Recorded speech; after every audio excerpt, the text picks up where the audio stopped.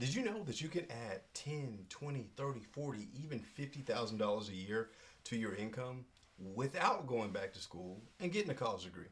And I know that may sound like clickbait to some people, but in this video, I am going to give you some principles on how that's done. And if you stick around to the end, I'll tell you about a new opportunity that thousands of people are using to take their career to the next level and do exactly that. And so I want to jump right into this. I'm going to give you some principles because these principles, if you apply them, will transform your life. Now, I'm warning you, some of the stuff may be a little controversial because it's going to be a little different than what you're used to hearing, but it's all right. So you are already here, so you might as well watch it and get this insight. Let's jump in. The first thing first is, oftentimes you've probably heard this statement that says, it is not what you know, it's who you know. And I do not disagree with that whatsoever. Having a network is major key for business, managing your career, which is a business. But so I don't disagree with that. But what I'm going to do is I'm going to hit you with something a little different, a little different. It's not what you do, it's where you do it. The reason why I say that is back in 2012, I was a struggling IT guy, y'all, and I was broke. Let me tell you, I was broke. Making $60,000 a year. I did exactly what all the other IT guys told me. Get your CompTIA A plus, get your Network plus, get your Security plus, get your CISSP, and then you'll be making $100K. I did that and it did not work for me. So I got 3 kids, a wife, and I'm making $60,000 a year, and that is not good for me. Now, that may be good for you, but I'm just telling my story. It wasn't good for me. So I knew that something had to change. So I tried the certs. That didn't change my income level. So I figured I would just change positions. Let me pivot into cybersecurity. And so what I started doing at the software companies I was working at, I volunteered my time and services to do risk assessments, vulnerability scanning, like truly trying to add value to learn the cybersecurity strategies, how to protect the company so that I could get myself to a promotion, right? And so that's what I thought I was doing. But it wasn't until years later when it actually paid off. What happened was I got into a position where one of the guys that was leading the cybersecurity assessment for the company, he fell asleep and they invited me in to take his place. And I successfully helped the company get through this credit card data security assessment, and it was phenomenal, phenomenal. And so as I'm working with these auditors that are performing the security assessment on the company, they're like, hey Boyd, we think that you could be really good at this type of work. And I'm like, why would I do this kind of work, man? You guys are these boring IT auditors, and I'm over here doing all this technical stuff. And so I was just curious, like, how much money y'all making? And they said they're making $150,000 a year plus bonuses and travel. I was like, clearly I've been in the wrong place. So I took them up on that offer. I didn't go work with them, but I changed where I was going to work and what I was going to be doing. So instead of doing the tech guy IT support stuff, I pivoted and I started focusing on that same cybersecurity framework that I helped the company pass the assessment on. And so I go from $60,000 to getting promoted to $72,000 as a security analyst. And then I took those same skills and principles and pivoted to American Airlines as the senior security architect, making $150,000. And this was all in an 18-month time frame, y'all. Next level. It's ridiculous, right? So think about this. I've increased my income significantly because it wasn't about what I was doing. It was where I was doing it, right? So that same type of work that I was doing at the software company was valued at $76,000. But at American Airlines, it was valued at $150,000. So I had to change where I was doing what I was doing. I would imagine right now, many of you are so significantly underpaid. Number one, you have not realized the value that you're bringing to the company. And number two, the company doesn't realize the value that you're bringing. And so they haven't compensated you on. And I've noticed oftentimes people are just so fearful about having those compensation conversations with their leadership that they just deal with it. They suffer in silence. So I'm here to tell you, don't do that. Don't do that. Make your goals known. And if the company tells you that your goals are not achievable at that company, then why are you there? That was actually the motivating factor for me to leave the software company. I told my manager that I wanted to make $100,000 a year. And he said, Boyd, I'm going to be honest with you. Be realistic.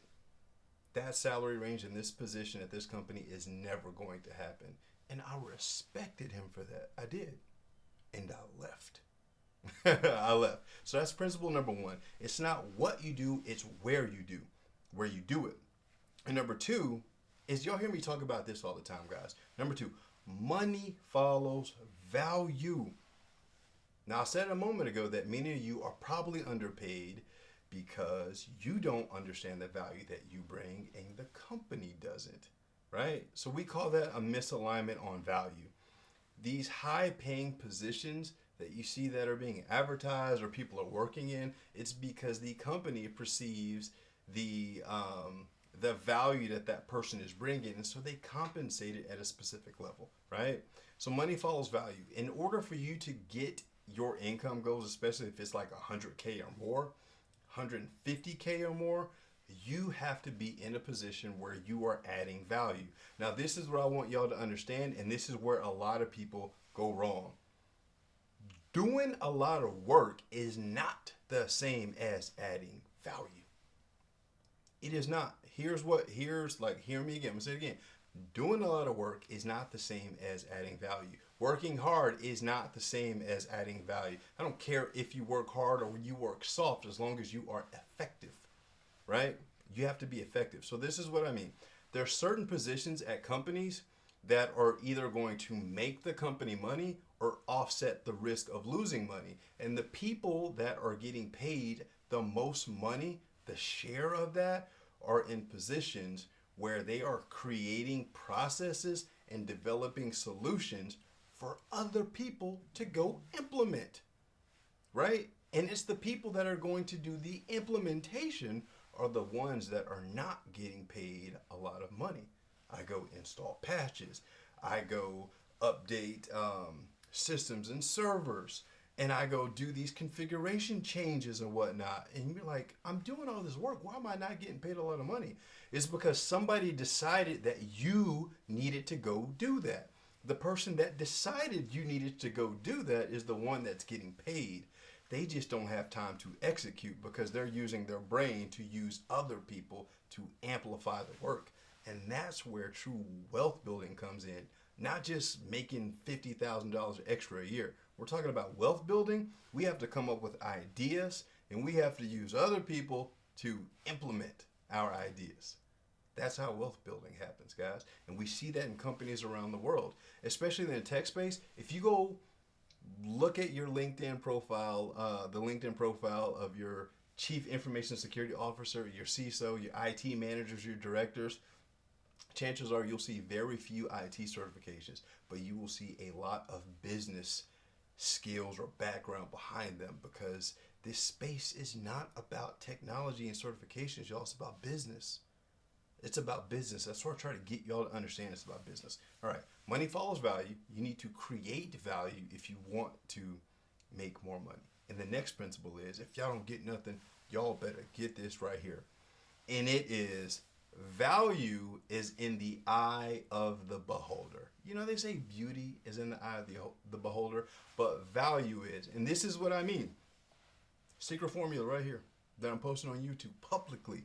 If you want to make money, especially in tech, a lot of money, you need to be able to solve a problem. The bigger the problem you solve, the more money you are going to get. And by the way, just doing tasks doesn't solve problems.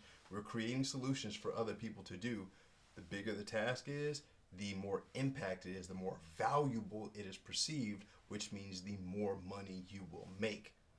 And the reason why I said value is in the eye of the beholder, because it doesn't matter if you believe what you're doing is valuable, it has to be valuable to the ones that are paying you. Because they are the ones that are going to determine how much money you make. There's way too many people that walk around and believe they should be paid more money than they are, but they can't even speak to the value that they bring. And that is a problem. Again, it goes back to value misalignment, right? And so, if you want to be able to take your career to the next level, you have to understand what skills you have and then be able to articulate how you bring value and how you solve problems. One of the things that I did that really helped me when I was growing my career, especially that pivot to American Airlines, was I told them straight up. I was like, hey guys, I am a subject matter expert when it comes to the cybersecurity standard, and I can save both time and money on security assessments by implementing repeatable processes that drive security and compliance. Simple as that. Simple as that. I didn't go into any details of how I'm going to do it, but that's what I told them, and that's what I showed up, and that's what I did, and that's what I still do for companies today, just for my company, right?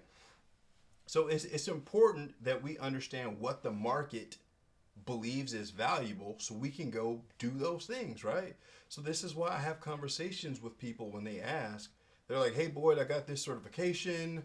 What do you recommend I do? Like, how do I go get a job? And I'm like, okay, certification aside, what can you do? What skills do you have? Well, I got this certification. That's not a skill, guys. That's not a skill. That doesn't tell me what you can do.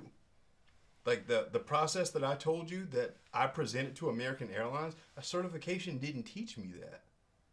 A certification did not teach me that. I learned how to optimize and create repeatable processes by actually doing the work. And I can communicate what I do. And because I can communicate what it is that I do, people can understand the value that I bring, right?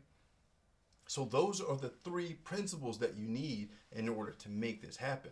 But in order, I told you guys at the beginning, I would tell you about a new opportunity. This new opportunity is especially for people that work in healthcare, legal aids, people that work in corporate settings, y'all. Y'all are so underpaid, you don't even realize it. For the past couple years, at Baxter Clewis Training Academy, I have been mentoring people to completely change what they do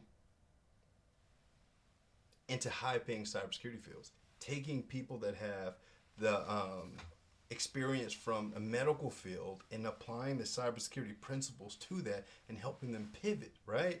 So the same way that we would protect customer patient information at a hospital, at a clinic, is the same methodologies and processes that we would do to protect credit card data, intellectual property secrets at another company. It's the same principles, right? And those same principles that are getting those people $80,000 a year in the healthcare space applied over to cybersecurity, and you have these same people making 130, 140, right? So that concept of what you do and where you do is so important. So much so that, I'm running out of time here, and I just realized, I'm sorry, this video got longer than I expected. I am actually hosting a live masterclass where I am going to teach you guys the step-by-step process of how to identify your money making skills in cybersecurity, right? How to identify those skills, how to discover roles that line up with your skills, how to monetize those skills and pivot into a high-paying cybersecurity career without going back to school, leveraging the skills that you already have.